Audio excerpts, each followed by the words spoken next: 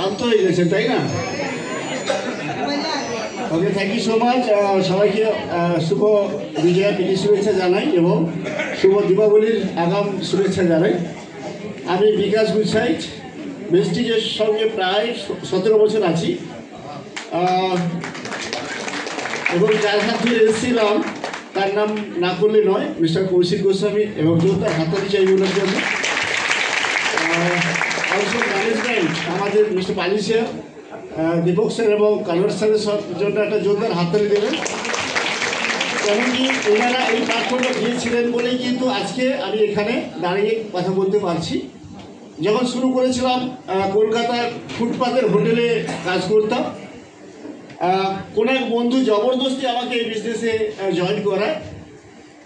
তো প্রথম ইনকাম ছিল 117 টাকা, আর হাইয়েস্ট ইনকাম 4,96,000 টাকা। তো প্রেস্টিজ থেকে একটা বাড়ি করেছি বেহালা চৌরাস্তার মধ্যে জায়গায়, আরও একটা প্রপার্টিও কেনা আছে প্রেস্টিজের পয়সায়। তার পাশাপাশি দুখানা গাড়ি, 18 বার বিদেশ ঘুরে এসেছি। তো নর্মালি 2012 সালে প্যারিস, বেলজিয়াম, নেদারল্যান্ড, তারপরের বছর অস্ট্রেলিয়া, ব্রিসবেন এবং সিডনি, তারপরের বছর গেছি আপনার সিঙ্গাপুর, তারপরের বছর আমরা গেছি টার্কি, তুরস্ক, তারপরের বছর গেছি জার্মানি, অস্ট্রিয়া, স্লোভাকিয়া, তারপরে থাইল্যান্ড, আবারও থাইল্যান্ড।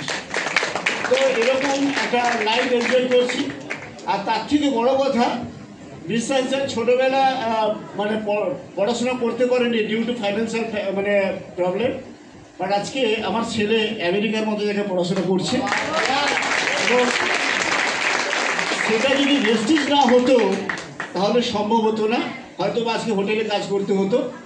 তো নর্মালি আমি সবাইকে একটাই কথা বলবো, একদিনে হবে না, বাট একদিন হবে। Thank you so much.